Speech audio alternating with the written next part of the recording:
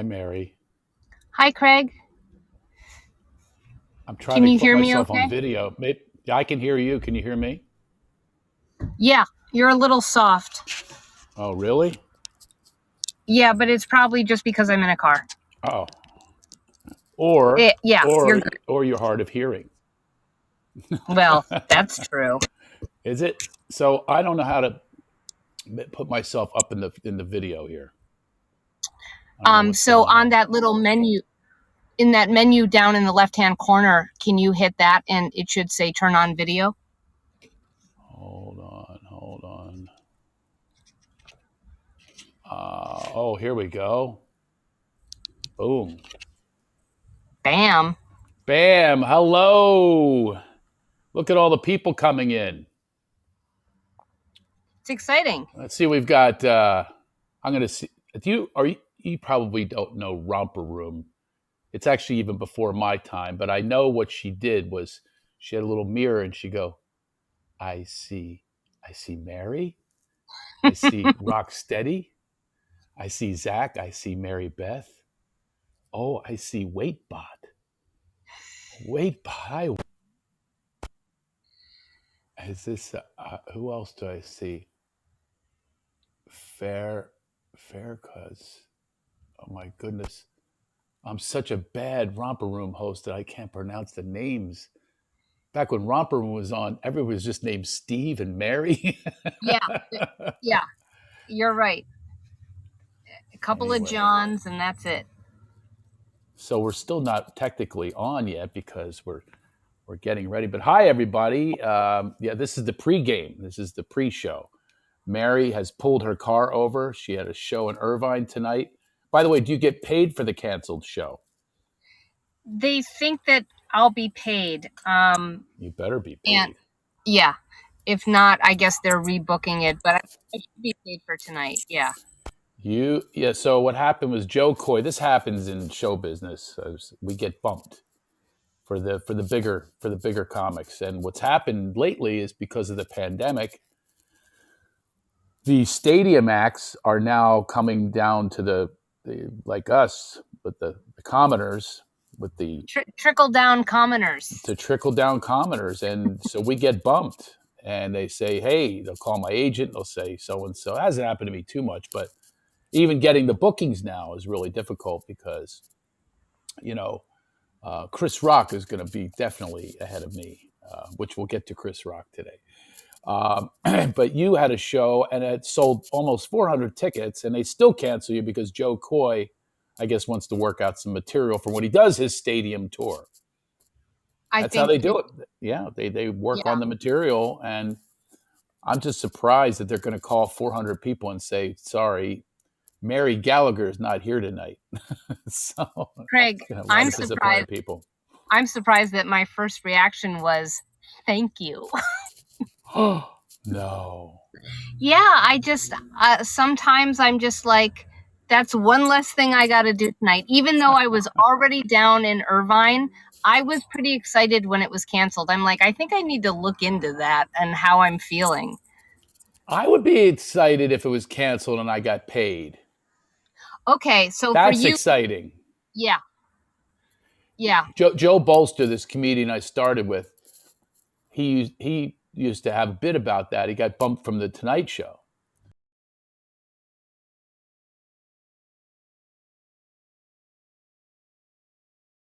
Airfare paid for it, and he says, and they said, yes, you do. And he goes, bump me again, bump me next week. Just keep on bumping me. The So bump. yeah, we all want to get bumped if we make the dough. But Well, for some people, right? For some people, it's definitely about the money. And of course, I want to get paid. But I think for me, it's more about I haven't performed in a couple of weeks. So just getting ready to perform is doing the work for me. And then to not go on stage gives me one more time to get ready for my next set. Does that make sense? it makes sense a bit. Yeah, I guess it I wrote does. new jokes. And you just want to now tell everyone there's a lot of people here that are not stand-ups. tell everyone how your process works. Do you talk in front of the mirror? Do you talk to your daughter, a pet, an animal? An animal. How do you rehearse before you go up on stage in front of a live audience? I work things out on paper first, over and over and over. So once I kind of have the music of it on paper, then I usually go to an open mic and do it. Once I know where the laughs are, then I do it over and over and over somewhere by myself, usually in a room or maybe on a drive. Or maybe next to motorcycle Yeah, gangs. sorry about sounds like sounds like you're next to a Harley dealer and they're going out for a spin. So, well, I'm glad you're here, Mary. I'm glad everyone is here gathering. I see my friend Jordan just showed up, and a number of people that I know, which is awesome. We have a lot to talk about, so let's get to it. The Oscars happened this weekend, and I've been kind of out on the Oscars for a few years. I think the movies have taken a dive. I've had this personal belief for, now you're talking about a guy that couldn't wait to have his Oscar. I mean, literally that was my goal. And I wrote some documentary shorts and some documentaries. I said, that's my way in. You know, that's how I'll get in. I was all, yeah, I'm not going to get in. I'm not going to be cast. You know, they're not going to take me ahead of Matthew McConaughey. You know what I mean? So how am I going to get my Oscar? All right, all right, all right. Anyway, how am I going to get the Oscar is I have to do some other animated short or whatever it is. So, which brings me to one of the reasons I don't like the Oscars. I don't like the way they treat comedians. And boy, do we see an example of this week about comedians are treated like court jesters, hired by, ironically, what part did Will Smith win the Oscar for? What was it for? Uh, King King King Richard. King Richard. King slapped the court jester for telling the truth, which is why court jesters were hired to begin with. And they were also they were allowed to tell jokes about the king. The only ones that could were the court jesters. They could. Comedians are truth tellers. We expose truths. We pull curtains and things like that. So reflective the other night was something that's been bothering me for a while. Did you watch the Oscars, Mary? I did. I have a question for you, and this leads to somewhere. Did they have in memoriam, which I always wait? It's one of my favorite parts where you do, oh, I didn't know he died. Oh, I haven't seen her in a while. And now we know why. She's sick. But so I love that part. And it is really great to honor these, people in show business for many years.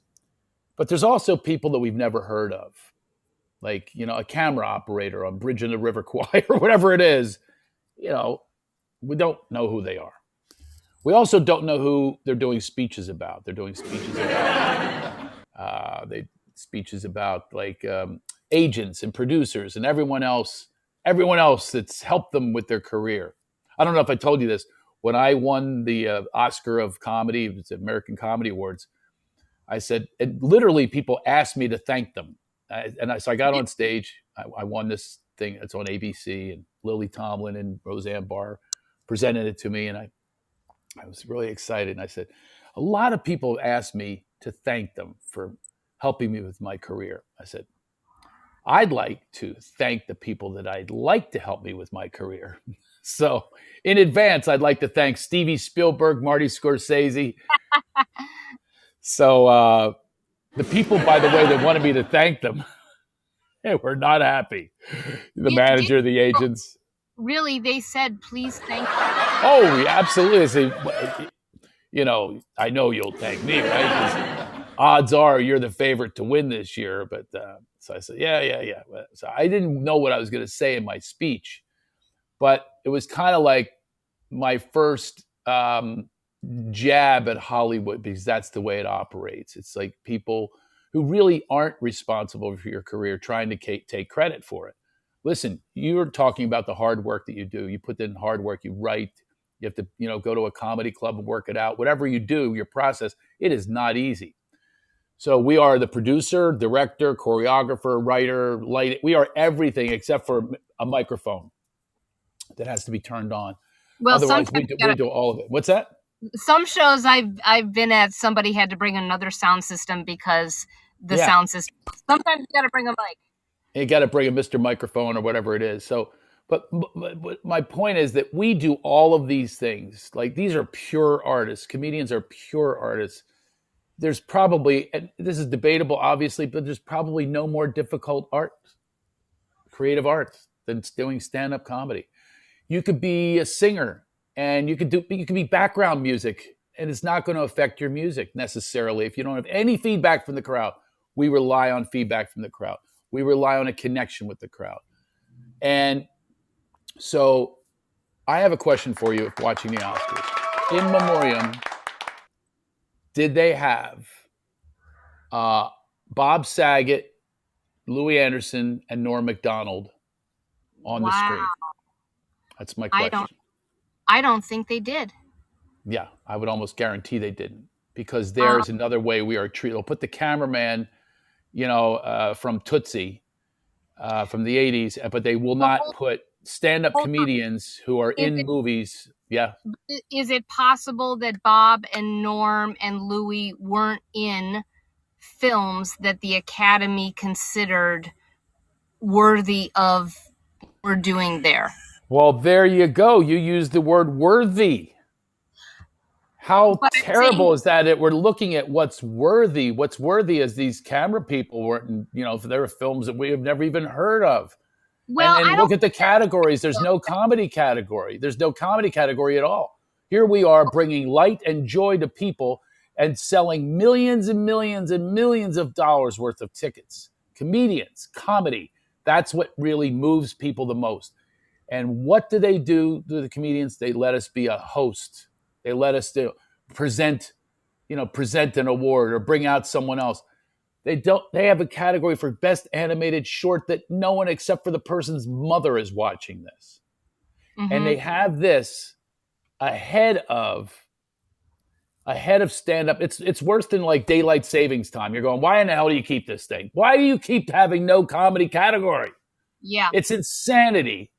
Yeah. But what you use the word is how they think. Worthy. Is it worthy? Is it art? You're damn right it's art. Well, You're damn right it should be respected. Let me just be clear. I didn't mean worthy of being. I meant worthy of the arena of films. I'm just thinking believe me, I'm all for stand-up comics, but those three comedians, have they been in films? And if so, were they films that were ever nominated? I'm assuming that's what they're looking at. No, they're not. No, it's just people that are in the business. You don't have to be nominated. Otherwise, literally, there would be, a quarter of the people would be in memoriam. If it was just people that were nominated or won, then now you're down to very few. But that's a long segment usually. Yeah. And Louis Anderson was in, Coming to America. He was in one and the latest one, and Bob Saget's been in a number of comedies. And here's something that no one knows. And Bob was part of this fireside. Very few people know this. Bob won an Academy Award. He did? Wow. When I was in college, I went to the same college Bob went to. We go way back in my first day in comedy, all that. Bob won the Student Academy Award and was legend at Temple University already. Wow. when I went there. Same professors, the Ben Levin, and they all talked about Bob Saget. And he was obviously unknown. He wasn't Danny Tanner yet and all that.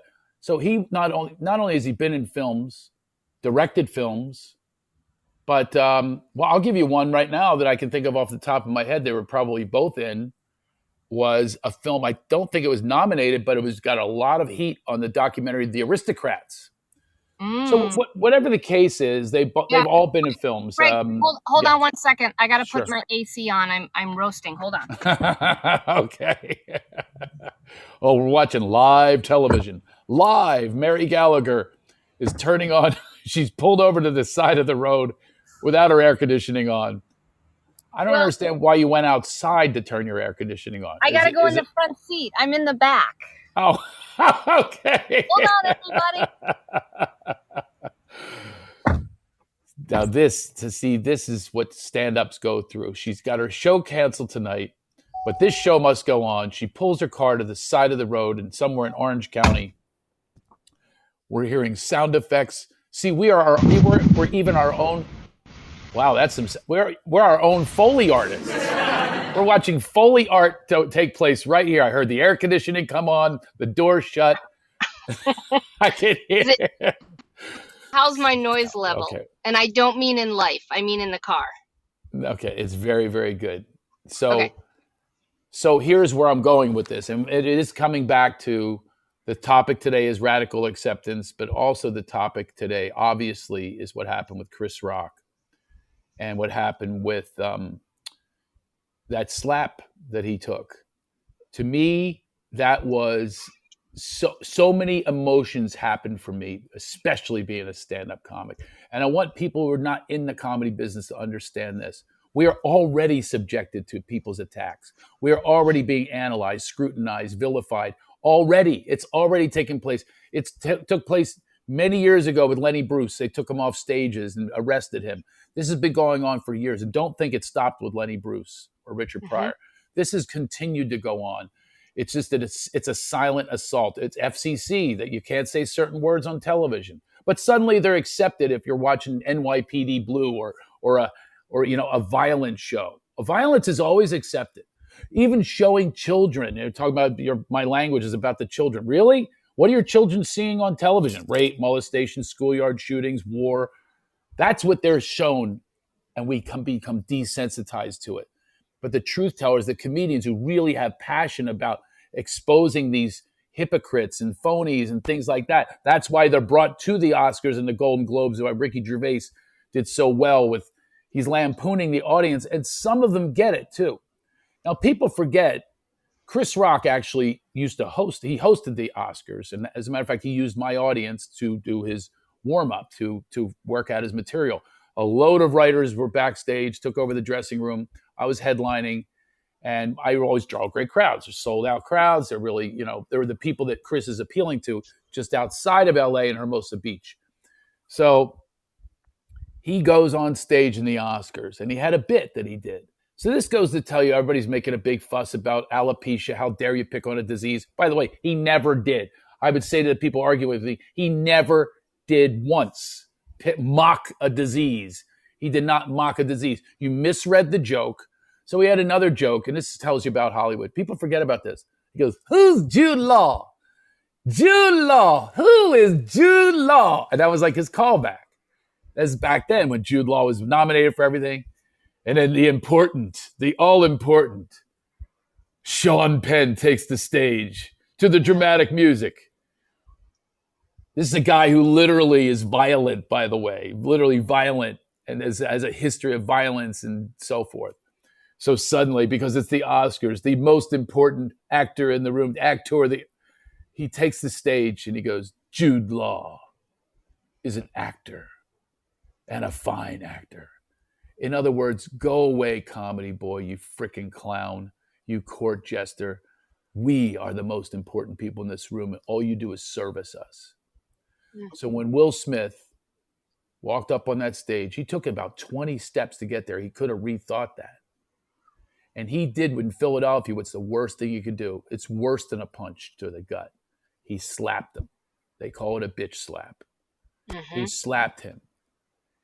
Most humiliating thing you could do to someone, and that's what he did to this comedian who's out there doing his job. He didn't even say something bad. It's, quite frankly, I read it as, you can go play a badass hot woman, Demi Moore. You can be a G.I. Jane too. That's how I read it. He wasn't saying, "Hey, you got alopecia. If he was saying that, then he would say, "Hey, you're going to do the Jeff Ross story, or you're going to be Uncle Fester from Addams Family." If he was trying for that kind of a joke. He would say, "Yeah, you're a badass. She's strong." And that's what I thought that he was reading. And I've had people argue this with me, and they keep doing the mock thing. And people are so set on attacking comedians. They're so set in following the corporate structure, and that includes Hollywood. They're so set.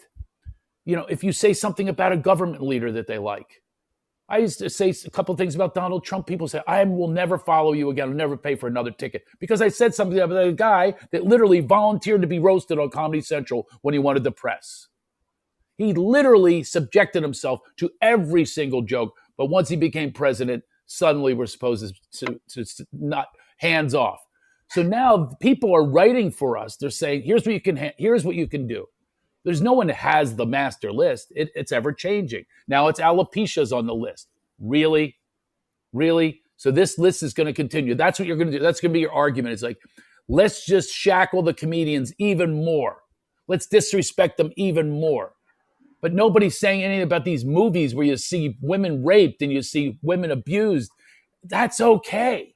What message are you sending? But here we're making a fun joke and having fun. It's not at someone's expense. They realize they're going to be lampooned at this thing. They already were lampooned by the women hosts that said something about their extramarital affairs, their open marriage. They had already told that joke, and that was okay. But this was a bully who took the stage. And by the way, I go way back with Will Smith, Philadelphia guy. I've been on Fresh Prince myself. I don't have anything against the guy. Here's the point I want to make. One of the points. First of all, is we need to respect comedians, and we need to have a movement. I am so scared to go on the road, Mary, because already I'm dealing with bad hecklers that get drunk, that think they can take over the show. We have been, our decorum, our values are out the window these days. And by the way, one of the things that I thought represented it was Donald Trump in his run to office when he went on that debate stage and started saying, little Marco, lying Ted, talking about their penis size. Where in the world did any dignity go? Out the window. And I'm naming names, but it could be a liberal, conservative, it doesn't matter. We have lost our way, especially with the arts and the respect for the arts, and especially the art of comedy. And these people, these all-important people, these arrogant, I defended them for years when people would attack me, you Hollywood liberal and all this kind of stuff. Oh, no longer will I do that. Because now I saw it all represented. They gave him a standing ovation after an assault in front of a live worldwide audience. They gave him a standing ovation. If anything represented the phoniness of Hollywood, that was it. And as a stand-up comic, I am now offended, and I am scared, because people are going to think they have the right to charge a stage. Here's a guy that they've admired for the Fresh Prince. They grew up with the guy. He's been in hundreds of movies. They idolize this guy, and he's saying, you can do this. You can slap someone, and the world will applaud you. He can have the whole run of, I'm protecting my woman. I've heard this as well. Are you kidding me? Are you kidding me? I'm protecting my... By the way, there's other ways to do it. First of all, that's sexist in itself. Like, she can't yell up or she can't defend herself. And yeah. He's not protecting her against, an assault. He's not protecting her. And did you see too that their son tweeted, "That's how we do it"? Yeah. So, yeah. That's how we do it. What kind of message are you sending? So then the we becomes any audience member who's drunk enough to say, Craig Shoemaker said something. I had somebody, I say, I had a pixie stick. Remember those things? It's diabetes in a straw. I had a guy go, I will never see you again. My daughter has diabetes. What the hell is... This is how people think. They're so self-obsessed, and everyone wants to be offended, and we're the first to go. And no one's defending the comedians. We're out there by ourselves. Now, not only are we choreographing, writing, performing the material, we're now our own security staff. We have to have a security staff for this, because it's going to be dangerous out there. That's the precedent that he set. And his apology needs to go further. He needs to take out... This dude makes a lot of money. Have your own television show called The Apology Show, and just make it about that. Amends need to be made. And this man, he's a good guy. We all are. We're all good people at our core. Every one of us is good at our core. And we make mistakes. But we all have dark and light. Exactly. And this mistake's got to have a big impact. So I'm going to tell you one more story about... This is where radical acceptance comes in, which was the topic before all of this happened, by the way, and how we can use radical acceptance in our life and radical forgiveness. If you implement these tools, that's why this show is called I Needed to Hear That. Hopefully you'll need to hear that. And my friend was talking to me yesterday. He's actually doing a documentary on forgiveness, and he goes, but I am really bad at forgiving. So he was telling me like his Achilles heel is he can't apologize. He can't forgive. I'm like, whoa. And you're Wow, making a that's documentary interesting. about it. Yeah. So, That's cool. and then I told him stories about, including last week. And this is very similar to the Will Smith. This is why I'm telling this story. Last week, I hired someone at the last minute. Like the last minute, he solicited me on Instagram. Shows up in my office. You've been in my office. It's a big space. It's a studio space, and a number of people work there. And that day, there were 5 people there. This guy, I said something to him. I was in a hurry, and I said, "Hey, are you working on this project or something like that?" Well, he has severe issues, severe to the point where he lost his temper beyond anything you've ever seen in your life. And it went on for 2 hours, throwing things, pointing, accusing everyone in that room, crying, spit flying. And all I kept saying is, because I really believe in this sacred pause. I said, take a pause, take a breath, take a breath. You don't tell me what to do, Mr. Love Master. You're controlling everybody. They're all yes people. And I'd say, it's okay. Just calm down, calm down. I can't hear you if you're going to. And he just would not stop. He was in such a rage. But you could tell from the words that he was saying that he was bullied as a kid, and all this was stored up. He said I was like his father, all these projections, all this stuff about me. He didn't even, and he said, you don't know me. And I said, well, you certainly don't know me, because he had all these things about, he already had it stored up. I'm a successful comedian, how I got there, who I bullied, how I did it, whatever it was. He launched at 2 hours. So here's what happened. My son was there in this other room. The sliding door slides, and he comes out from the back, and he attacked my son. Will Smith's wife was attacked, as he believed. But this wasn't like a joke. He attacked my son, like verbally. And he attacked everyone in the office. He attacked someone who wasn't even there. He kept talking about her tennis outfit she wore the day before. She fucking disrespects you.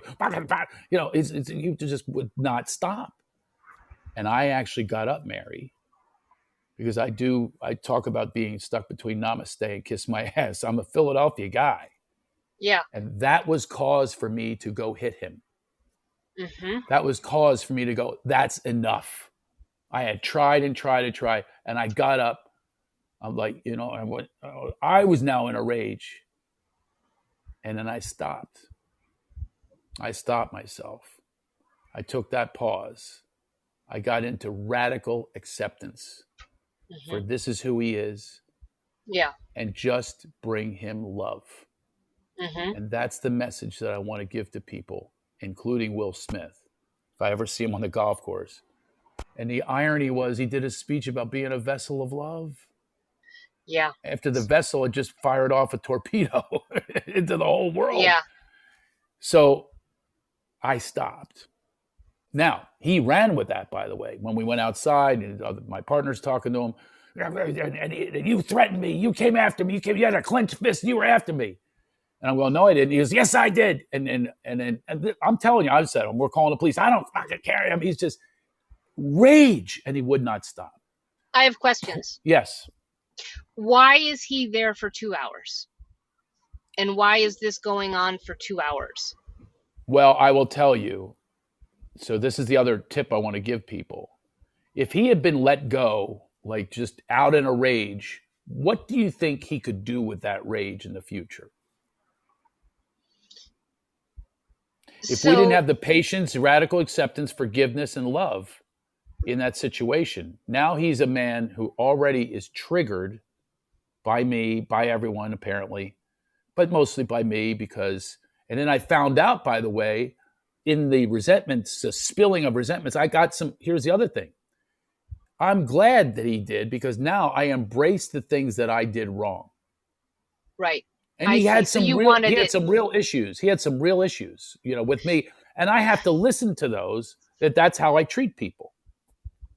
So you were already in relationship with him, and then this is unfolding, and now you're kind of working through it going, what am I going to learn from this? And let him have his rage.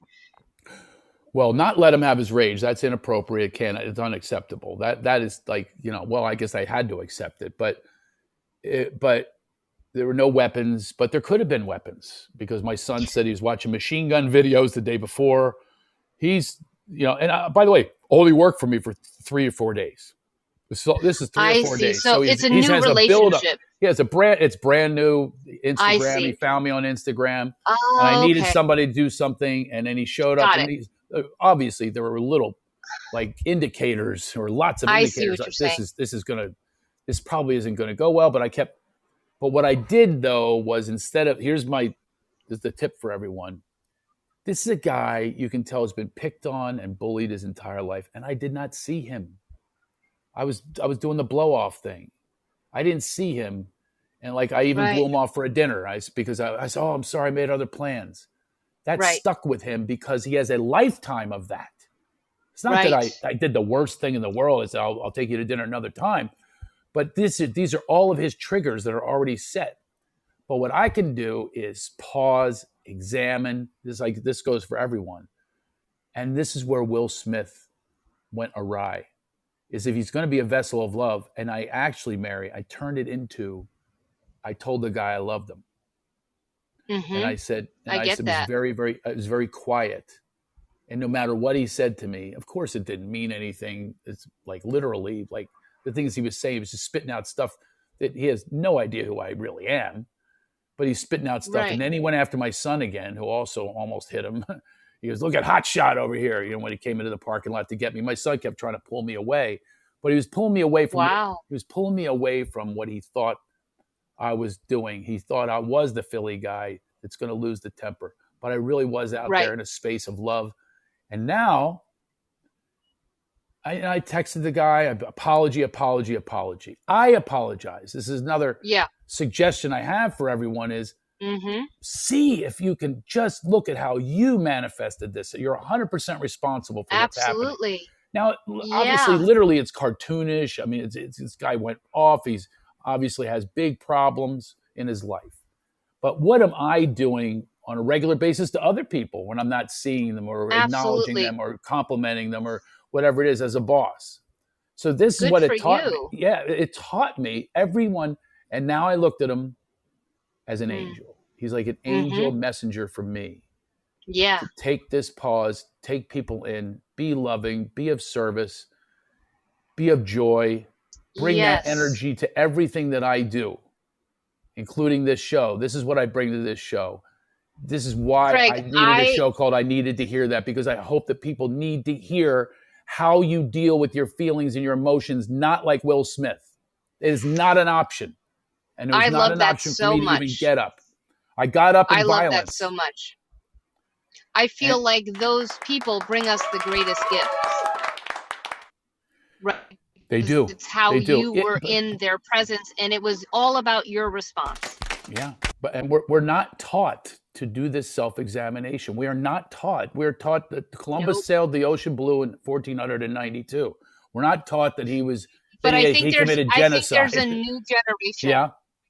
I think there's a new generation based on emotional intelligence. I really do. At least I see it with the younger kids. Yeah. I definitely see it in the people that I know are leaning into emotional intelligence at a young age and to really, start to navigate your own compass inside. Yes, navigate your own compass, exactly. But what Yeah. we do in society is we throw our compass to someone else. When people are Hmm. protecting Will Smith with all this analysis, this one guy would not stop on Facebook. I wish he was here. I said, I'm not going to go to all your links. He searched for links like a lawyer trying to be right so much with his premise of how wrong it was to mock this disease that he knew nothing of. No one ever knew anything. You're lying.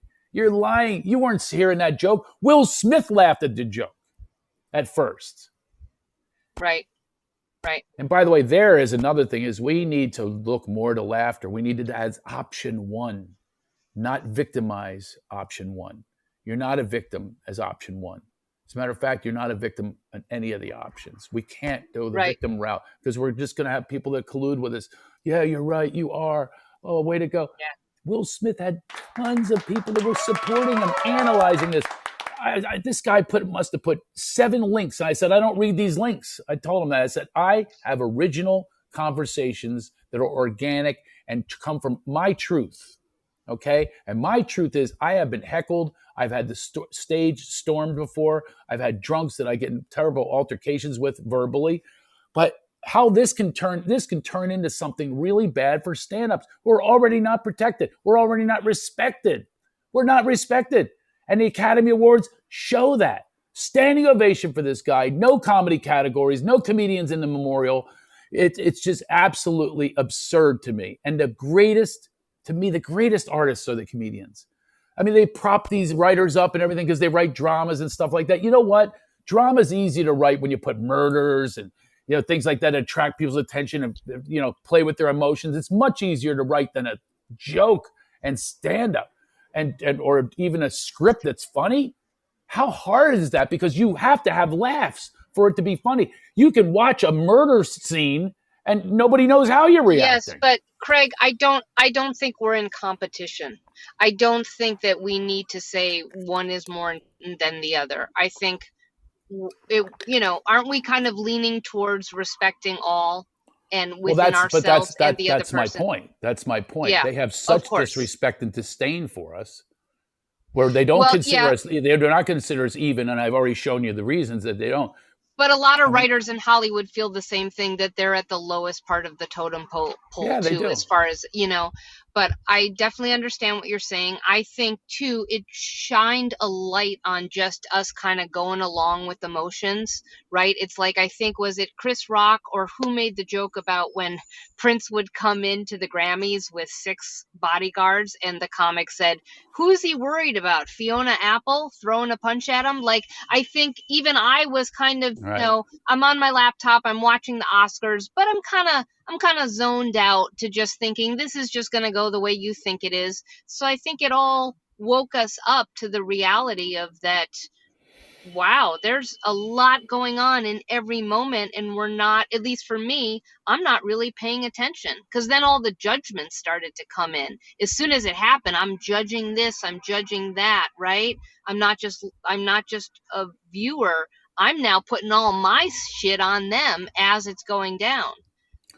Well, I must say that one guy on my Facebook thread admitted that he was wrong. He changed his mind after hearing, and that is the debate that we need to start having in this world. You don't go all in with any religion. You don't go all in with any leader, any political party. Don't go all in. Or with any opinion. Our opinions need to remain loose and flexible, because what we think we know, we don't. And hopefully we're evolving and open to change. That's right. So where is the evolution taking place? This is one of those bottoms, if you will, like an alcoholic is about a drug that has a bottom. Yeah. That is kind of a bottom, and I'm hoping that's what it is.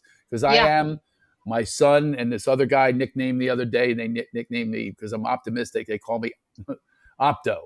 So I'm Opto. So I'm very, very optimistic, because I always look at things like, you're going to hit a bottom, then you have a choice. You could go join the drunks at the end of the bar and tell bad sexist jokes and racist jokes. You could go do that and be lower companion. You can do that. Or you have this shift. You can go, oh, I'm going to leave that dark bar. I'm going to leave. This is metaphoric, of course. I'm going to leave that, and I'm going to go out to the light outside. And that light includes other people and connection with other people and higher source. That's what it includes, and laughter and levity and joy and happiness. So instead of joining them with this fake happiness, this guy's going, ha, ha, ha, I knew that you were this way. And, thinking he's trapping me or whatever. I'm having this dialogue. And by the way, when I have these dialogues, people are always going, boy, you're very patient. I would have told them to fuck off. But I go, no. I want them to have an opportunity to grow as well. Maybe I'll be a messenger for them, not in an arrogant way, but just because I do come from ignorance. We all do. I come from ignorance. Yeah. And how are we going to find out the other side? We talked about earlier a few weeks ago. I didn't know there was the T word. I didn't know the new T word. I didn't know. Someone pulled me aside. We had a conversation about what's the open new conversation. T word? Well, all right.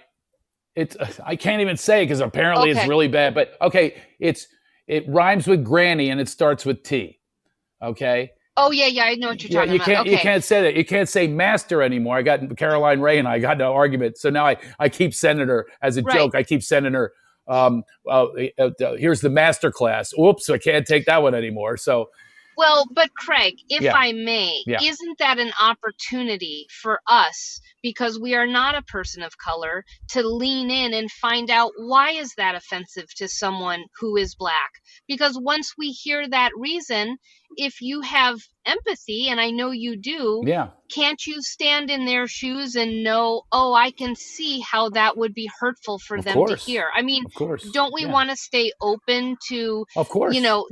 this is where all my judgments came in with Jada, which is I'm sitting there now for several seconds thinking what that must be like as a woman who's always thinking about her appearance, that now it is the focus of the joke, right? I'm not saying that assault was the answer or someone else speaking up, but I mean, I could sink into how she was feeling in that moment. I can also sink into what it must be like to be married for that number of years, and to for him to be triggered. Who knows what's going on with him in that moment, right?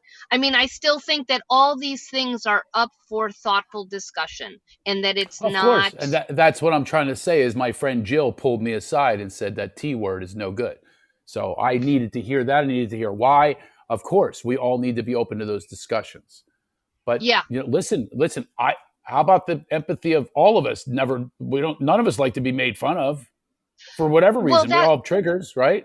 Every one of yeah, us and has them.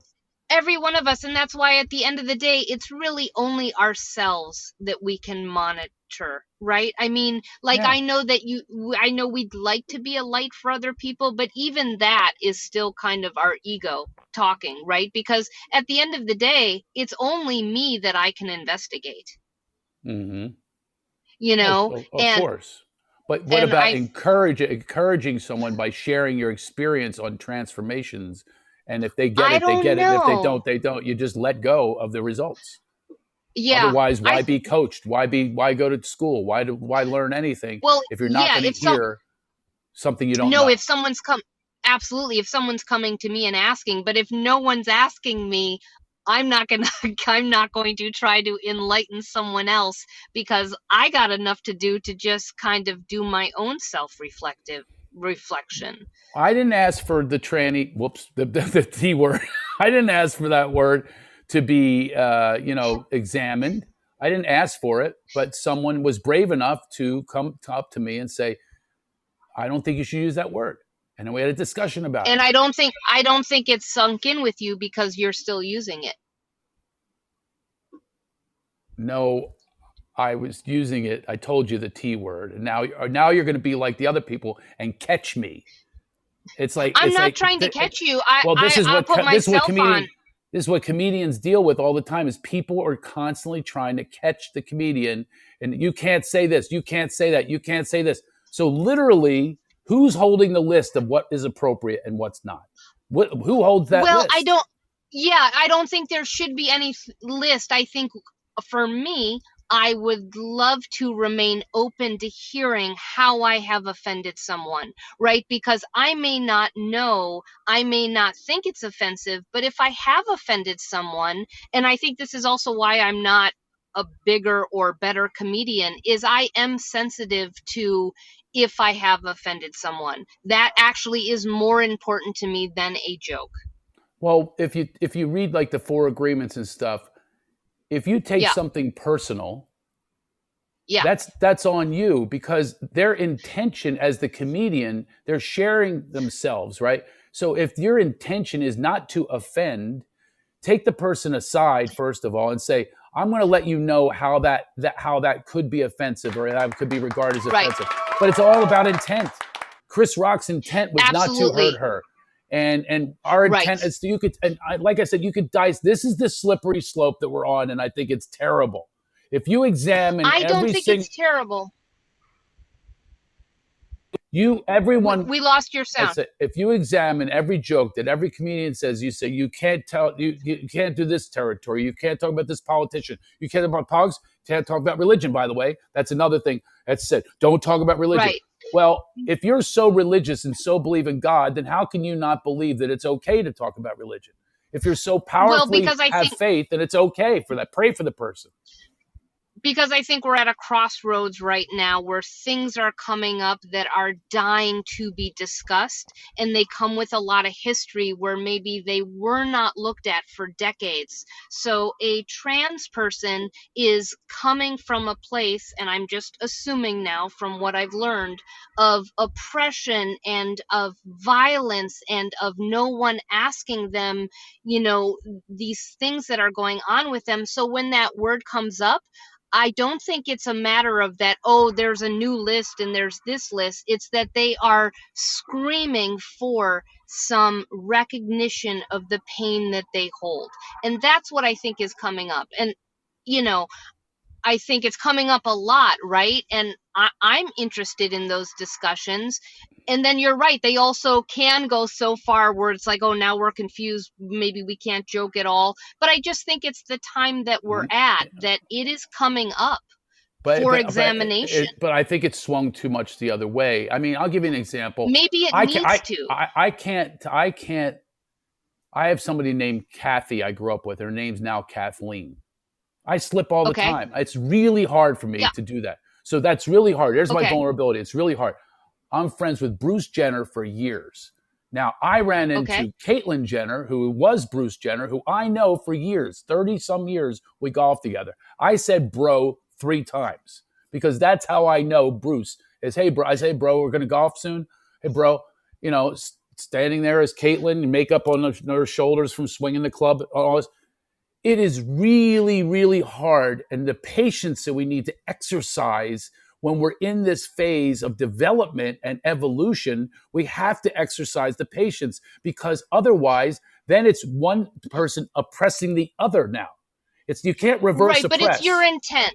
Right, I think if you say to Caitlin, look, I am so sorry, I'm having a hard time, I'm trying to make the switch, I think it's the intent that we show that Caitlin would then know that Craig's intent is to really accept what is before him, and it's just going to take some time. Because if the intent there, I haven't met anyone who is angry at me when I slip when they know my intent, That's what I'm trying to tell you. right? And the comedian's intent is the same thing. They have intent to make people laugh. Here's the difference. If it is at the expense of someone and it's an oppressive statement, that is different than taking it some other artistic way that they believe will make people laugh. If it's about making fun of and saying you have alopecia and I don't, and you now can play Uncle Fester on the Addams Family, I would say that's really objectionable, as opposed to play G.I. Jane, a really strong woman who's really good looking. Okay, that's what he was saying. So if you're saying to somebody, you are ugly, you are not a part of the community, you are out, you are ousted, we should beat you up, we should all those things. Comedians aren't saying that. As a matter of fact, Right, I of said this to somebody course. else who protested on it. I do a bit about machine guns. It's the most playful, silly bit where I have people how they played army when they were kids. We go, everybody does their sound. Let me hear your sound. Let me hear your Yeah. machine gun. What's your machine gun sound? Okay, so I would call Me? you stutter boy. Yeah. What's that? Yeah. So I would make fun of that, and I do it in the audience. I go Okay. around. I think you've seen it. Yeah. I've So seen it. when I do that, it seems harmless. This is how far people will go in trying to be offended. I'm offended, this woman says, because my son is in Iraq at the time, Right. and that's an offensive bit, right? So I'm going, really? I said, first of all, did you find that out from him? Did you find out from Right. him? And what exactly is offensive about it? Do we not have machine guns? Did I not play machine guns when I was a kid? So if you dissect anything, you can make it into an offense. And we have to, in my opinion, my experience is we have to lighten up and jumping on people, jumping on their words to try to be Right. right. And that is ego. It's ego that's involved with this. Is I am special. I You got to think a treat me lot of special. times Like, by the people way, you don't think that I've been hold hurt on, by let me people? say, Yeah. I think those, yeah, is she looking to be offended, or is she looking to unfold some pain in front of you? Is she looking to, for whatever reason, in that comedy club? I'm not saying it's correct, but is she showing you her pain about her son? I don't think she's just looking to be offended. I mean, some people are, right? They're just Yeah, they bored and they're are. Yeah, sensitive. yeah. But I think a lot of people, their pain is coming up, and we maybe it's not in the arena it should be, and now you're being asked, just like the person in your office. He is kind of he's coming undone in front of you, and you were so kind to, go with that and let him do that. But aren't most people just hurting publicly in front of us all the time? But here's the problem. There's a healthy way to deal with your feelings, which Will Yeah. Smith did not exercise. This man has Okay, access to fair. every single mental health professional. Yeah. Every single one. Everyone. He could call Oprah Sure. and she would pick up the phone. Yeah. He probably has Oprah's burner phone. That's his Yeah. option. Okay, That's what fair he can point. do. You have a Yeah. lot of options. 1, 2, 3, 4, 5, 6, 7, 8, 9, 10. Right. They're not being taught to people. And this woman was taught, I'm going to go selfishly ruin everyone else's time because she said it in front of everybody. I'm going to shame this comedian. The guy who said, my daughter has diabetes. I'm saying you're bad for having diabetes. Like, you're oppressed. They can pick apart every single part of a comedian's act. And I say, we need to stop it. We have to stop that practice of picking apart people for everything that they say, acting like you're an angel because you're not. No one is. And by the way, the people you're picking on have also been picked on. Because I'm a white guy, so I don't have any triggers. Yeah. I wasn't beaten up as a kid. I wasn't we all kidnapped do. as a kid. I've got a lot of stuff. I wasn't We all small. All of those things. Yeah, we've got this pain. And also, so how do you process your Will pain? That's the thing. You don't go just heckle because someone Will to process Smith- your pain. Well, great point, Craig. Great point. And just because Will Smith has access to all that doesn't mean that he is any mentally healthier than anyone else, right? We're all going through stuff. No. I don't think it matters, right? Because also with all of that comes even more, I'm assuming, mental health problems. Yeah. Or just stress. I should just say stress. You know what they should do? Everybody should do is they should come to I Needed to Hear That every week. That's what they need to do. It's free. It's free. It's free. It's free. And by the way, speaking of that, let's bring some people up who is anybody raising their hand. Mary, I'm going to let you do that. I can't really see so well. As a matter of fact, if you want to, I don't know if she's raising her hand. Someone who witnessed this in the office is actually here. I think she's here, Michelle. Ooh, if she raises her, we'd love to have. We have to raise we've your got hand, Mary Michelle. Beth. I know. We'll Mary bring Beth. up Michelle, but we've got Mary Beth up Mary here. Beth's a fan of yours, by the way. Let's bring her up here. She is. She's a Does fan Mary of Beth? yours. Mary Of Beth, course. do you want to turn on your video? Mary She Beth. did? I don't even see where to do it. The okay. video on. I think I have to give it to you. Here we go. I'm giving it. I'm giving you an invite to it. All right. Oh, thank you. Okay.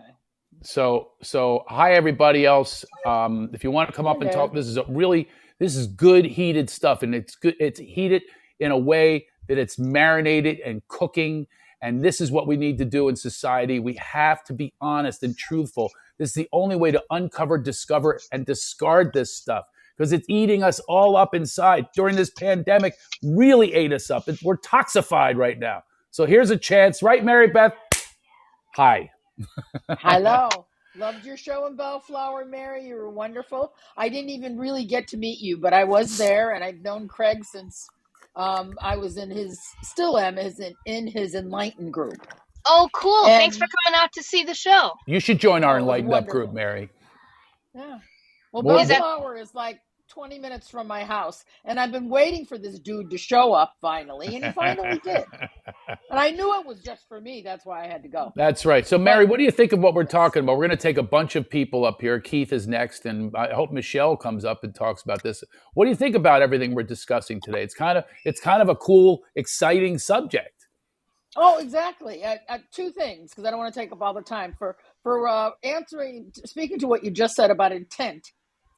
Totally agree on all of that. And all you have to do is go to see your show when you point out the black kid in the audience and he's your relative from Ghana from 23andMe. We were falling on the floor. The joke is funny. People are funny. When Chris Rock said that joke about G.I. Jane, it's a funny joke. The intent was to make a joke. So I didn't get it. Third thing, the Yeah. slap brought me back to Enlightened Up when we were on Zoom the day after the first presidential debate, and Trump went after Biden, and my heart was pounding. I was sweating. I was on the Zoom with you, and we both discussed about it. Felt like abuse. And when that slap happened, when I saw it loud, because it came on Twitter, live. It was quiet. I saw it loud, and him screaming like that. I got that same feeling. Yeah. And obviously, Will Smith snapped, because I've known even just regular people that have worked on sets with him for COVID. I'm an RN, and our nurses that have worked, and they said he's like cooler than most people. Oh yeah, about absolutely. treating the staff and buying them food, and usually Yeah. medical people covered up in COVID clothes get it ignored, but that's the way it is. So, and it goes to show you, though. Thank you, Mary Beth. It really goes to show you how we have to practice our spiritual growth. We have to do. We have to do our serenity squats, our Christ consciousness crunches, whatever we need to do. We have to be. That's our armor, is a spiritual self. That's what's going to protect sitting us. in silence. Nothing that your fists will ever. There's wars going on, and the reason the wars go on is people are unconscious. They're unconscious. They follow, and this is what I'm trying to say. Is one of my points is we're following people that are attacking comedians. We're truth tellers, and we need to not nitpick and try to find reasons why he should have done it. Protecting the wife, he was attacking a disease, all this stuff. We have to move forward. You can make him aware of it. By the way, they could have heckled him. They absolutely could have heckled Chris Rock. They had the right to do that. But his heckle was like violent, get your, it was violent. Mouth off my, I mean, it was horrible. This man was enraged. I'm wondering if Will Smith was going back to, in his book, he writes about his father beating his mother. Yeah. Yeah. And, well, maybe it went all the way to that. I mean, who knows? Listen, I had a trigger the other day, Mary Beth, when he said something about my kid. I hope Michelle comes up here. He was saying that actually she was the only one not attacked by this guy.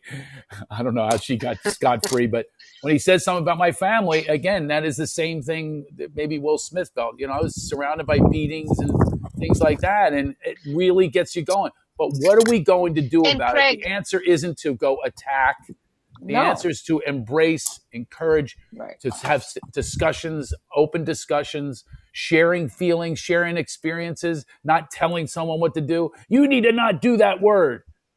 Tell us why. Tell us why not to do that word. Really thoughtful express discussion. that. What part of using the word really hurt you? Or did you personalize it? Are you looking for it? There's all of these factors are involved, but I can guarantee because we all have triggers. We all have triggers. That's the thing. Performers get in trouble for it. And this is, by the way, this is why the reason for Karens out there. And what's the other, the male version? I call them Carls. I think it's another name. Chads, they call them. Chads and Karens are out there screaming. Like, you deserve to hear me. I'm entitled. I'm going to scream at you. I'm going to scream at you. You deserve it. And everyone's righteous in their deserving. This guy that I was trying to calm down the other day, every single thing that was said, he had a reason for it, a because. I talked about that when I have problems with my wife. She does it because. I always do the Wizard of Oz. Oh, yeah, here we go. Another because. No, there's no reason for abuse. There's no reasons you're justifying the abuse. Anyway, Mary Beth, thank you. I'm going to get on to.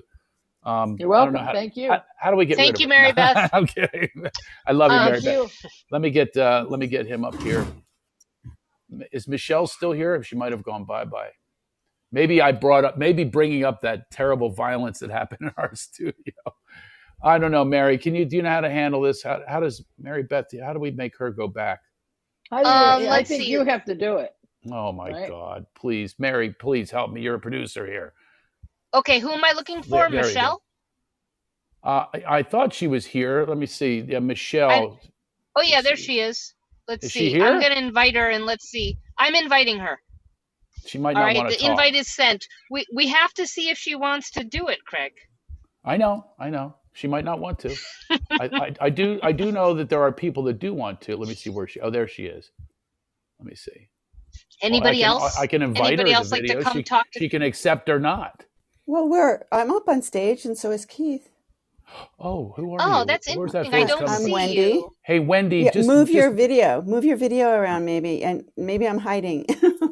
just know this, Wendy, and everybody who takes things personal. I am a tech idiot. I used to It's use the okay. word. It's I used okay. to use the word tech tard. Now there's another one. People get upset at the word tard. It means retard Yes. is slow in music. So using the word tard. So I But can't use that Craig, one anymore it either. comes with, well, I mean, can we come on? Seriously, How about this is what we want to fight for, is to use that word.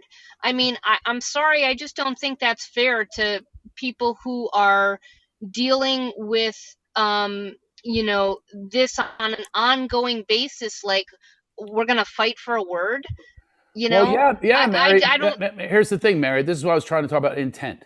My intent was to talk about I am slow with technology, so I use the alliteration tectard, right? So it has nothing to do with the other word. Same with Because it the word. has a new meaning Same if I now. called you a Be, goat. If I called you a goat, I could be calling you. right. My version of But goat is.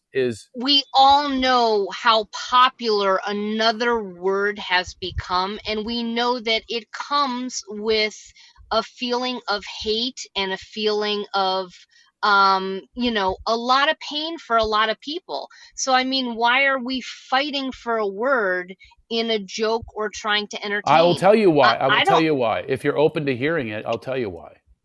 Okay, all Because right, this is what's going on with the Chris Rock thing. This is a okay. slippery slope that is literally infinite about what offends people. So where's the list? So that's on your list. That's on your list. You say that's Well, for years. no, it's not on my list, but it's not my intent to use something so powerful in our culture.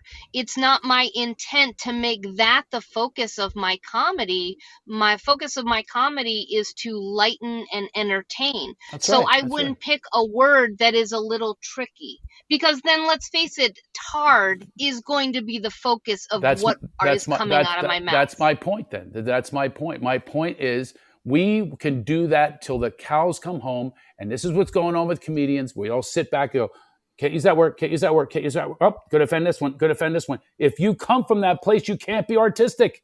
You are in creative flow. It's tapping in with your creator, and if your creator has this come out of your mouth and it's full good intention, it's for laughter, it's for joy, it's for inspiration, whatever it is. If that's your intent, then that's what it is. By the way, if I called you a fnifna, right? What if I just called you a fnifna? Does that mean anything Yeah, to you? no. Yeah. Okay. What if that was the F word in the country I come from? So we have to remember, you're I just talking just about American words, the American words. right, There's other words in other countries that are so insulting. And if I did right. my whole act, you would never be insulted. I could say every insult possible in another language. well, there's So incentive Sure. to be offended now too. It's what's popular to be offended in some cases, so yes, there's it an is. incentive. Yeah, It's the that's true. victim But I mentality. I'm trying to encourage people to get out of the victim mentality. Take a right, but person Craig, the aside. way that you say where does it end? I also think where does it end where we can't say, hey, someone's trying to kind of inform us right now on something that I don't know a lot about, such as being a person, a trans person, right? I would rather gain knowledge of what that's like, then instead of just throwing out a word that I'm using casually in my act, unless I have a specific reason, just like you said, right? Where is the line? It's very confusing. I'm not Yeah, it saying it's is. not confusing. When does Yeah. it stop? But isn't it also confusing that they're trying to get something across that maybe no one has listened to? Of course they are. And there's a time and a place for that. The place to do that is not to Okay. shame a comedian, not to heckle a Right. comedian in front of everyone else, Of because now course. you're just Yes, returning fire. absolutely. You're just returning, and you're also not saying, I didn't understand that. Can I have a clarification? I talk about that where I work. I go, hey, if I say something to you, this is a great example.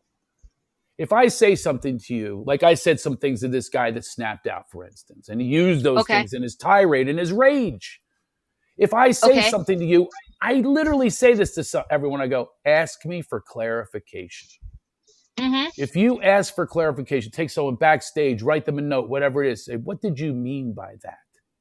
And I will Right. tell you every single time, my intent is never to offend. And then they have the opportunity to say, here's how it has offended me in the past, and I feel oppressed, I feel picked on, I feel not a part of, whatever it is. They can express that. But to do, that's you, right? Not everyone is going to be that accessible and open, right? Not everyone is going to have the same self-reflection, I'm guessing, especially a comedian who is on stage. A lot of them will, but I think some of them are just going to close down. It's kind of like, have you ever had, well, I just think we're at a place where I'm more curious about someone else and what they're trying to get across to me than my opinion on, nope, I'm just going to say whatever I want. I'm just more curious about that. And that's what I'm talking about. You'd be curious about someone's intent. I'm curious about things as well. Like, I know that y'all can hear my accent, and I tell people it sounds like the Confederate flag kind of grew a little mouth. Who is it? This is Keith. Yeah, so I've got a joke like I use on stage says, I might be racist I'm from the South, but I wouldn't know it because I can't ask anyone. Because we have so many people out here that are vigilant to be offended that you can't even ask questions in good faith without getting some backlash. Well, here's the other thing, Keith. You're a white guy I can't see. Are you white male? Yeah, Native American white male. All right, so white male from the South with the accent. Everyone has a prejudice against you. It's the opposite of the British accent. I don't mean against you. There's some sort of prejudice that comes with a Philly accent, a successful white guy, not a white, whatever it is. We all have preconceived ideas. And I can assure you, everyone, that my experience is people are really, really after the white guy. And here's where I have empathy. Very understandable. I mean, very understandable. I mean, white men have ruled and been patriarchal and dominant and oppressors for centuries, right? But here's the thing is we can't attack back. We can't attack back the white man who says the wrong thing. We can't allow someone to say one word because you're a female, but the guy can't say it. We have to set examples. Everyone has to set the examples. Everyone has to be in a dialogue. We have to be in a dialogue. We can't just make the man, he's a Southern guy, he's a racist, he's a white guy. It's immediately with the tag that we get. Am I right, Keith? Yeah, an overcorrection. It's like two wrongs don't make a right. What's that? Sure. An overcorrection's still a mistake. Sure. Yeah. Can I? Hey, it's Wendy. I'm down here. Hi, Wendy. I'm the white girl in the corner. Hey, Wendy, white girl. I have opinions about you. Sorry, I'm not seeing you, Wendy. Well, I'm probably hiding underneath a video somewhere because I can't move myself around, but you can move yourself around. Hey, everyone. There we go. Thank you, Wendy. I did that. Would you like to be on video, Wendy? Actually, no. Thank you. Okay, then I will not invite you. Yep. Yeah. Okay. I'd have to go turn my light on, so it'd look beautiful. But anyway, I am so happy. I'm glad to hear someone else say, it's like for me, G.I. Jane, I wasn't offended, number one. Number two, I work in entertainment most of my life. Number three, why the hell didn't they, they're at the Dolby Theater, which was the weirdest thing in the world, that there was like no stairs or anything blocking like the audience from the guy up at the podium, right? So that was kind of interesting that happened. But I am 67 years old, and I have to tell you, Demi Moore rocked it when she was G.I. frickin' Jane. Absolutely. She was, she made a statement for women that was so powerful. She walked around with that hair, and she got buff, and she really played the part, and she made a statement. And I thought it was a frickin' compliment, actually, that he looked at Jada. Jada is wearing. But she's being sensitive, I'm assuming, because she announced on her show several times that she's been struggling with alopecia. Is that how you say it? Yes. Right. So she's coming from her. Right. So I'm not saying that, but I'm not saying we're thinking that, but that's what she's thinking. But here's the thing. We don't know what she's thinking. And the other thing is they have a long history. And these three, they have a long history. Jada and Chris Rock were very close at one time. They have an open marriage.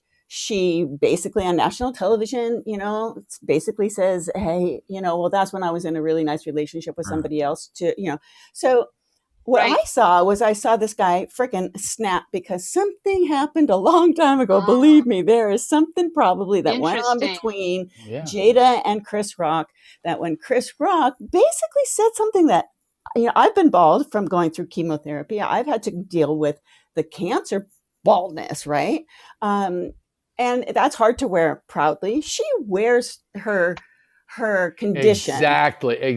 She wears it and so does her daughter. And so does her mother. They all have the same hair. Standing How in does unison anybody together. know? Exactly. Dealing with the alopecia, which is certainly not cancer. And by the way, I taught in a cancer facility, my Laugh for Life program.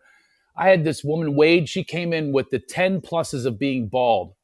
It's gallows humor. It's having fun with yourself. Right. And she says, never a bad hair day. I'll never forget it. She brought 10 plus of being bald. Exactly. No more entanglements. No more attack. See, we're having fun with that. Now, guess what someone could do? Look, stop right now. Right. Exactly. All four of us joined in on that. Mary even laughed. And now somebody could come along and go, how dare you be offensive towards cancer patients? There's the slippery slope we cannot afford to go down because that's the end of comedy. Right, but that's a little different than the point I was trying to make before about someone saying, hey, the word retard or tran is offensive to me. Can I tell you about my story? That's different, very different. I feel. That's very different, right? And like Craig said, where's the line of the words, right? Well, I don't think there is a line. I think it's just kind of diving in and going, let me investigate this now, or, let me have a conversation about this, or you just interrupted my comedy and I'm the comedian on stage. Like, there's many layers to this. Peel the onion. But we're good. But what's happening is we're going to be breaking the rules of decorum. And that's what's happening. We're breaking the rules of decorum. Who are you to be so selfish? You have to tell your needs of telling this person off. Exactly. And each person in the audience could do that. We're all in this together. We all paid money. And now we have to hear you, who doesn't want to just be quiet and bring it to another point, email, whatever method you want to have. So this guy got up, and the ultimate is he went up and slapped him and raged with his voice. Yeah. It's inappropriate. It's unacceptable. We can't get to this place. We can't be defending it. Oh, they've been oppressed. It's so funny, Wendy. I was actually going to, this tells you what comedians go through. I was literally going to type out G.I. Joe, badass. G.I. Jane is badass, short hair, really beautiful, That's hot, right. or whatever. And I went, oh, can't say hot. Oh, you're a man. You don't have this perspective. And I stopped tweeting it. The only thing I could do is agree with other women that said the same thing. So you see where it's at now? That's where it's at. I'm a comedian who just wants to be free and talk about where I'm coming from, which is filled with heart and filled with joy and filled with love and filled with empathy, and make mistakes as well. And make people laugh. And Craig, so, the other thing is that if he hadn't gotten up, if he hadn't been reactive and gotten up for 12 seconds, walked up, slapped him and walked back and then sat down and then intentionally twice was so disruptive to all of his colleagues on the most special freaking night of their entire lives. Right. Yeah. It was, to me, it was such I had to turn away. I was so disgusted by the fact that he just ruined it for the most diverse and inclusive Academy Awards ever. And how about that award that was actually given right then, right? We all forget about that actual person who came on stage then after Chris announced their name. Well, it was like a more famous Kanye West again. Happened already. Oh yeah, that's a good point. Kanye West did the same thing. Had to selfishly look. We live in a selfish world, and that needs to really be examined. To be so selfish, you think that everyone needs to hear all of your feelings. You can't have one feeling to keep to yourself. Keep it to yourself, and find the appropriate method of dealing with your pain. Find the appropriate access to your pain. Access your pain, and by the way, I had a horrible thing happen to me when I was a kid. I was kidnapped by a serial pedophile. Do you think if somebody uses the word pedophile, I'm supposed to go, don't you use that word? I was kidnapped. No, don't. How dare you? It brings up horrible memories for me. Oh my God, I'm in trauma. No, you we'd never be able to have a roast, right? Craig, oh my God, the roast. Great joke about that George Carlin said it was about soft language. just taking away the meaning of words, changing the verbiage until it means nothing, right? Oh, he did a bit about this. I used to talk about that as like, if you say the word heck or HE double toothpicks, say hell. If you say shoot, say shit. What is wrong with people that language also is offensive? Look at the offense that people take to language. So you're talking about, what you label somebody. What about all the people that are offended by the F word? You have to call it the F word and dance around it like we're not adults, like we're going to be shaking from it. Are you kidding me? We've been programmed to think like that, but we're not programmed to mindlessly accept what they put on the news every single day, desensitizing people with murder. That will truly ruin your life. Talking about, excusing murderers, excusing Will Smith, not a murderer, but he committed violence, and so many people excuse this guy. He was defending his wife. This is how we're programmed. Defend your wife like this. From what? What happened was this was a broken man that's been pretending he's been okay for way too long. I put that in the chat like an hour ago. I agree. Yeah. And he sees the guy standing up there, that probably was like, boning his wife at one point.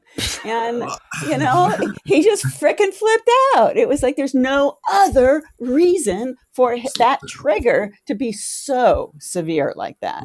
Unless she's just she's a roaring bitch. We're a selfish society, period. And he was selfish enough to think that he could. He kept cursing and kept, he kept abusing. It didn't stop with the slap. He just kept it going. The rage that he had. This is the problem. Is it's so selfish to be enraged because you're hurting other people. You're shifting the energy in a very toxic way. This guy the other day kept going, pause, stop. I begged him, stop. Just take a pause. Just breathe. Spiritus, Latin word for breath. Try it. He could not do it. He physically could not do it. He had to blame. So this was a cartoon version of what is going on with society. Blame. He had reason. We all have reasons. So every murderer, every person in prison, they all had a reason. And it's all justified. And once we start getting to the justified, that's a bad place to be, especially for stand-up comedians or comedians. It's really not a good place because now we are not artistically free. They're putting shackles on us. We're already being monitored. Joe Rogan, they're trying to pull him off the air. They're going into his past. They're doing everything they can to stop this guy from having a couple people that have alternative views on something or alternative experience on something. They're going after that guy. People are going after comedians, censoring, blackballing, Me Tooing, everything you can possibly do to stop. Aziz Ansari went on a bad date. Now we're going to examine that. And now he got a Me Too tag. So the guy has a reputation now that he has to clean up a reputation. It's like something that everyone does is go on bad dates. I was actually literally, and she can also verify this. The other day, I was mauled by a woman who she playing with my nipples. Actually went down. This is broad, like a place. Me and Michelle were there, and she literally did that. And I thought to myself, "Oh my God! If I went back and did that to her, and feeling down there and up there, are you kidding me?" But it's okay. So in society, that's acceptable. But the big white man, not acceptable. It's taking away our ability to speak to power. Comedy's got a certain way and exactly. We can speak the truth, and I never want to. No one's saying it's acceptable. You know what I mean? Because you had that situation. It's not really fair to say everyone's saying that's acceptable to do to your body. I don't think that's acceptable that she's doing that to you. That's kind of a general, I mean, does everyone think that's acceptable for her to do that to you? What I'm saying is, in general, we're taught that a woman doing that to a man, he could never put Me Too, because guess what he would be called? Oh, here's a word we can't say anymore. It'd be called a pussy, right? Can't say that word anymore. That word means something from where I'm from. It's a different language that I'm from, and that's a word. So that's what we'd be called. But that's part of a female's body. So wouldn't actually the female be the one to speak on that word? I mean, right. I know it's Philly slang. Well, it's Philly slang. It means pussy. It means pussycat. It means pussycat. bitch can mean female dog. And it's like, what are we doing with all of this? They're words. They're words. They're not bullets. They're not a punch. They're not. But they they're have words. been. They come with a history for people that have had the bullets. Do you know what I mean? I mean, Yeah, I wouldn't. I think you're the word, like you said. But you do this with every single topic. You can do it with every single one. What's that? You can look at every single one in this way. That's what I'm talking about. The dissecting of comedians and their words that they choose, the dissecting of anyone, the words that they choose. It's about the intent. If they're intending to oppress, if they're intending to intimidate, if I say, hey, you bitch, and I'm trying to intimidate you by using that word, wrong, bad news. That's bad intent because you see it. It comes from anger. It comes from rage. That's not a good space. Well, but I said, I think the intent is hidden at times. But why do you keep butting everything? Why do you keep butting everything? It's like you want this. It sounds like you want these things in boxes. You want to monitor every single thing that comes out of people's mouths. If you life keep is going to be so boring if exactly. It's like that. If we examine every single thing, how do they feel about that? How's the history of that? If we examine, you can't create. You can't create because it's like a worry board all the time. I'll tell you why, Craig. I'll tell you why, because you told me that tranny story before, and you said that it affected you and you understood. And then today you used the word again and you laughed. So it made me think that what you were saying was not authentic. That's so now you're gonna do the same thing. You're gonna analyze me and dissect me, and you just used the word, by the way. You just used the word. Absolutely. Yes, okay, absolutely. Because I'm curious when that person said to you, hey, I think, correct me if I'm wrong, they said that it was offensive because of a certain thing. They told me that is okay? Now, it's now known as being offensive. By the way, I've checked it out with other people and not one single person has said, oh, I've heard that was offensive. Not one. She said it. So I have to now examine it and think about it, discuss it. And I have to use the T word and rhymes with granny and all that kind of stuff. We all have to dance around these things.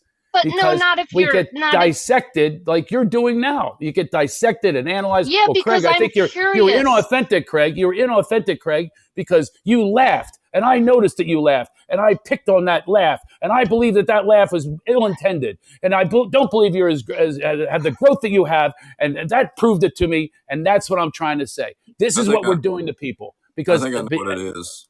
What's that? The reason but I'm you just laugh curious at it, about it. I like to call it ironic. That didn't sound curious. That sounded fully judgmental. I just had someone text me that they think you're judging. Someone just texted me, and it's exactly who's here. That's exactly what was said. They said, wow, listen to her. That's what I'm trying to tell you, Mary, is why don't you be curious about how you keep trying to dissect every word that comes out of people's mouths, how you judge them back, how you don't look to their intent, how you took a little laugh that I said and turned that into, I don't think you're authentic, Craig.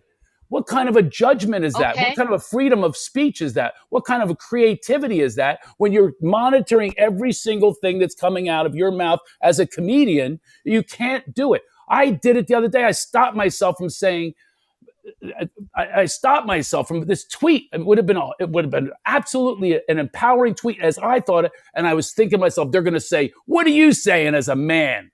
What are you saying as a man? You can't speak for us. You should have done it, Craig. You should have tweeted that. No, they'll say I'm mansplaining. That's the other thing. You can't say these certain words. And that's our problem is we're dissecting everyone and we need to stop it. That's what this is about here. We need to accept people for the way they are. It's about radical acceptance, and we have to accept them for who they are. I have another person who's texting me now and says, words have no meaning until you put something into the meaning. It's all that you put the meaning on. In the face of manufactured offense, right? What's that? A lot of these people don't know they're offended until they look around and get the temperature of the room, and then they figure out how they feel about something. As comedians, I think we laughed at some fucked up things because we look at it through a scope of what I like to call ironic detachment. We laugh at the shit that bothers us until it kind of becomes, just a cartoon. It's easy way. It's the only way I can really get through like a kangaroo court of like a society that we have now. It's a great term. That's a great term, kangaroo court. I had this guy yesterday on Facebook. He would not stop. And he's using link after link. So it goes in evidence gathering to tell me that I'm the pompous ass, that I'm arrogant, that I'm bullshit. Whatever I would say would be bullshit. I actually said that line about, I think it's a badass woman as G.I. Jane. Oh, bullshit. He's trying to tell me what I'm thinking, tell me what my intent is. And that's what's going on. That's what's going on in our society. And you, Mary, as an artist, and me as an artist, and everyone here is an artist, any artist should not prevent their creative flow by having all of these thoughts that are getting in our mind and all of these fears. Oh my God, I'm going to offend somebody. I'm going to offend somebody. We know what our heart is, and you just write it. When you're writing a film, films cover everything. It covers a racist. It covers a murderer. It covers mean people, abusive people, rapists. It covers all of it. So why can you, as a comedian, not say those things? They say every one of these words in movies. Every one of these words is said, but because it's an art form, because they're so important, you can say, I can't even believe what I saw in 12 Years a Slave, how they treated these people. I'm going, oh my God, that is horrible. But I'm not going to walk out of the movie theater because I'm offended. I'm going to learn from it. I'm going to learn how to examine myself, how to stop myself from my reactions, how to look at this person's intent. This is what's going on right now, is comedians are labeled as like abusers now. We're at fault for exposing things and exposing lies. This is why they're so upset if you talk about religion or people that they empower. They empowered Will Smith. People have empowered him. They empower leaders, political leaders, religious leaders. We empower them, and corporations. And how dare you, as the comedian, you little peasant, how dare you expose that? How dare you? And I will protect them at all costs. I'm going to go after you personally. I'm going to go say this. I'm going to tell you this. And examining me and over-examining me, examine what's really, really being said. And then we're going to get further. If you look at who you can't make fun of in a society, then you'll look at exactly who's ruling the society. And I like to say, that's a good point. That's a good point. I can't give anyone offense. They can only choose to take it. And if people are so really upset about it and want to fix it, they'd use it as a teaching moment, at least, to try to do that instead of trying to make a big deal of themselves and their unique take on it because they're a boring person. Well, that's can I chime in? Who's this? Y'all are on fire. My name's Deanna. Hi, Deanna. How are you doing? I'm not exactly sure how I got invited up here, but here I am. I think do you want to come on screen, Deanna? Okay, I can. Up to you. I invite you to video. Look at that. Did you invite me? I don't know. So I'm just.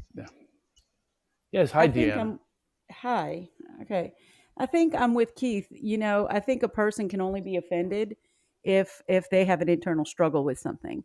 You can't offend somebody who isn't triggered by whatever it is that you said. And I find that comedy has always been a place where you could get on the touchy subjects and you could explore them. And then people kind of, you make people think. I mean, there are stuff that Robin Williams, Richard Pryor, all of these great people in comedy, right? And, you go home, you might think about it, but you laugh about it and you go through it. They make you think. I think comedy actually does make you think. It makes you think outside the corporate structure, the patriarchal structure that we're in. We're in a structure that says defend the people who are in power. We watched how people go to war for these people. They literally sacrifice their lives for agendas from people that want greed and wealth. This is what they seek. And for comedians to be ostracized by peeling away, literally pulling the curtain like the Wizard of Oz, for that to happen, there's our biggest mistake. And you know what happens is, if we're going to dissect every language, every single thing that comes out of their mouth, we're going to kill the messengers, and the message will never get out. And they can have all their messages and never be examined because they have all the money, all the power. They have the voice. They're on 24/7 on television. And now the Oscars are the same thing. We are the artists. We are the spokespeople for everyone. Our cause is your cause now. We will pick the cause, and now that needs to be your cause. What if it's not my cause? So I'm ostracized now? What's Even that? as a woman, if I would have done that, if I would have walked onto a stage at a performance somewhere, Mhm. right, was offended in an audience and walked onto the stage and said, I don't appreciate what you're saying because you pick my husband. I've been at a comedy show. My husband's been picked out of the audience, right? They didn't even know us. Made fun of something about him, right? Whatever. And I could, if I would have walked on the stage and smacked the person and cursed them out for saying something, I would have been arrested. There's no Yeah. way I Oh, yeah, I would have would have been got 4 still. golden shots in the back before I got halfway there. There was no way I would be still sitting on the stage. Now, I'm not saying that there's not history. I'm not saying that they didn't maybe Chris Rock cross the line over a medical condition. But my point is, I don't think you take a stand on that. He made the joke. If the joke didn't land, that's on him. If the joke landed and people laughed, great. Otherwise, move on. You know what I What? I say? can't I believe. say the same thing, Dan. I go, you know what? You don't like something, move on to the next joke. There's another joke coming 6 seconds later. It's coming It's six like seconds later, 6 minutes later, whatever it is. Move on. Move on. You're going to be okay. Those words will never destroy you. If they are saying, let's say I was doing a rally and I was saying, hey, everybody, there's a person that we should condemn. There's a person that doesn't fit in with us. Yeah, that's horrible to do to somebody. But that's not what's being done with stand-up comedy. Stand-up comedy is actually an inclusive thing because I tried to tell this woman who talked about my machine gun bit and how it was offensive and all this kind of stuff. I said, first of all, what are you saying about your son? How do you know? As a matter of fact, I sent tons of CDs with that machine gun bit on it over to the overseas where they're fighting wars because I wanted them to have a little laughter, levity, some laughter healing in their very stressful job. I can't even imagine putting my life at risk. So I'm offering them levity. I said, how do you know that that's not how he's receiving it? It's, oh my God, this guy's talking about machine gun sounds. This is so harmless and so much fun to listen to these ridiculous sounds. That tells you that anyone can be offended. You know, people that stick up for, how about all the people who are sticking up for alopecia? How do you know what it's like to go through alopecia unless you go through alopecia?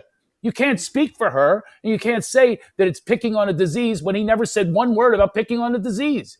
They're making things up. People want to justify, they want to be right, and they will fight to the death to be right on these things. That's the problem right now. What's that?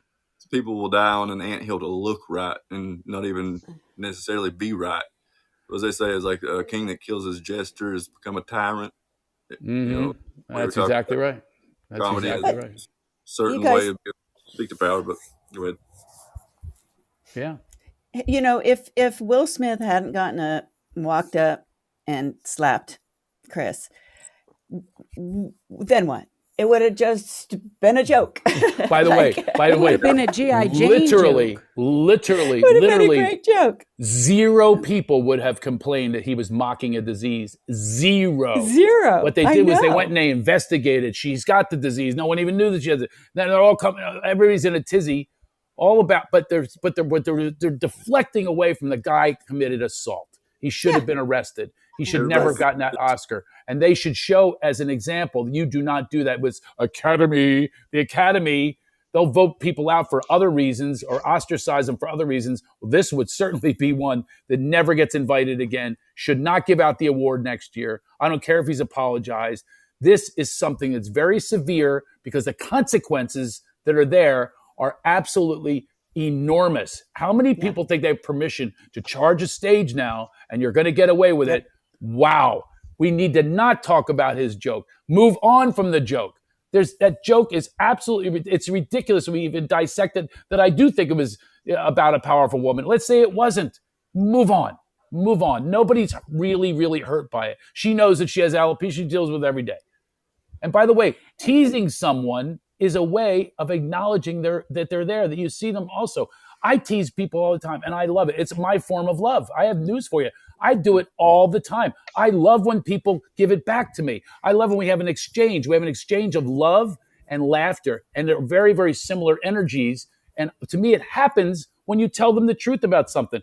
I have friends on here right now, tease the hell out of them, and they love it, and we love it. We both love it together. And guess what? If I say one thing that goes too far, they let me know. That one hurt. It's a rite of and passage. You don't do it anymore.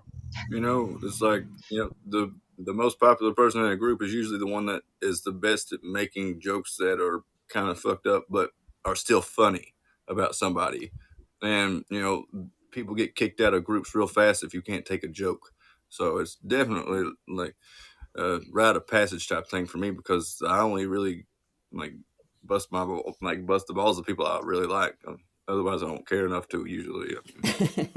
But the other thing is, how many comedians turn that right back on themselves? It's not like a one-sided deal. Comedians are amazingly they're self-deprecating. 100%. Chris Rock is self-deprecating. We all are self-deprecating. Every good comic is self-deprecating. To me, I've said this before, I don't even have opinions. I have experiences. Everything I say today is based on experience. It's all based on my experience. My experience is coming through pain. Thank God I've gone through the pain and have processed it and got to a healthy place where we can have this really wonderful creative exchange that we're having with one another. You know, it's that connection. It's a divine connection that takes place between the performer. But when you break that connection by some selfish thing that you haven't dealt with, you have now destroyed the room for everyone else. That's what he did. He destroyed it for everyone else's experience. All those people that won awards, no one's talking about that. They're talking about this jackass that had a moment that he couldn't control himself and deal with his own emotions. So everyone makes excuses for it. The people make excuses for it. You know, he just partied after. Go home. Take your family. Happened if it weren't for that. Right. If you're so worried and you're so protective, take your family home and have a discussion. Your wife is a strong woman who has spoken out about this disease. Yes. And if she couldn't speak up about this or didn't speak up about this, who the hell are you? Right. You know, if my husband had done that to me, I would have looked at him sideways. I'd have been like, what? No, if I'm not speaking up for myself, I don't need you to do it for me. Right. Well, listen, so both Keith and Deanna, I'm going to bring you downstairs. You're going to bring yourselves downstairs because I'm an idiot, because I'm hoping that I can get someone down here in the bullpen. But thank you, Keith, and thank you, Deanna, for sharing. That was awesome. We actually are running out of time. But I was hoping. Are you going to run? Well, hey, I appreciate I appreciate everyone's input, and even people have been texting me. We had a nice fired up show today, right? Hey, everybody hates Chris. I'll see you. See you later. She's not going to come up. I invited her. She's not going to come up. But Mary, it's great to have these exchanges. It's great. Yep. It's a healthy Absolutely. debate, and our society needs more of it because it's safe. It's okay. Even if it really jostles something inside of us. The other day, I wanted to hurt this guy. And then we get to step back and go, okay, what did I hear on? I needed to hear that. I heard something I never really heard before, because I'm not coming from any program spot. I'm not a right. I'm not on the left. I'm not a religion, anything else. This comes from the experience and being on the other side of a lot, by the way, and experiencing success in comedy. And I don't want comedy to go away. I stand firmly for stand-up comedians. I really do. I'm passionate about having that voice not be filtered, not be monitored, not be vilified, crucified, dissected. We need not to do that. We need not to do that, especially publicly shaming. There's this public shaming that goes on to comedians all the time. What's going to encourage a comedian to be a comedian if you're going to shame them? And people are going, I don't want to do that for a living. I'm going to go in my hole and I'm going to be protective. I'm going to make sure that everyone's taken care of, that I don't offend anyone. That's not the way to create. It's not the way to create. So anyway. Yeah, it was great discussion. What's your takeaway, Mary? Because we got to run, but what's your takeaway? Just really good discussion, really kind of went up against things that, I'm just kind of thinking about, and it's good discussion, because years ago I would have been too scared to say anything. So I'm definitely interested in the discussion. Awesome. Yeah. My takeaway is always growth. Is like, how can I grow? The other day when that horrible thing happened, it wasn't a horrible thing. It turned out into a beautiful thing, because now, I'll give you an example also. I had an issue with somebody who was doing work for me, And I was really upset, at the way this was going down. And it turns out he did amazing work because I let go. Right? The first thing I did because of the angel the other day was enormous compliments, and I'm not going to stop with the compliments. The first thing I did with that guy the other day with the rager is I just made amends to this guy, only looked at what he was saying. I tried to find the places within this rage of, you can learn from that. You really did disinvite him to dinner. Now, I had excuses for it, legitimate excuses, but it doesn't matter to him what my excuses are. He wants to be seen. I talked to a client about this today. We all do. Exactly. We just want to be seen. Right. His son was talking about this experience. They had an 11-year-old. They flew out to Los Angeles. I gave him this really great time. And his son, they had this bonding. I said, I'll tell you what that was about. Your son was seen. He wasn't seen as the sibling of the daughter because you didn't bring the daughter with you. He wasn't seen as the son of the mother because you didn't bring the mother with you. It was just the two of you, and you saw him and acknowledged him, this 11-year-old, and had the time of your lives together. And that's all we really want, right? And when the people are screaming out, even they just go, I want to be seen, But we just healthier ways to do it. Yeah, I'm in pain. Yeah. So I encourage everyone to deal with your pain, examine your pain, but don't project it onto others. Please try not to rage at anyone. Please don't hit anyone.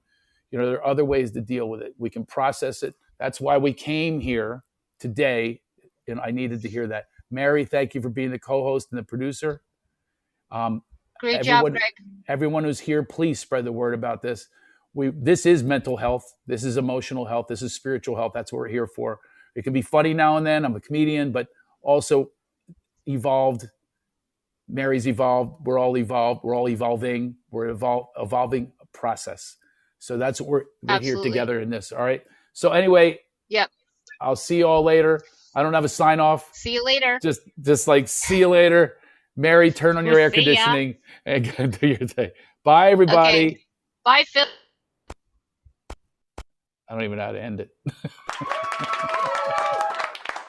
How do I end this thing? Here we go.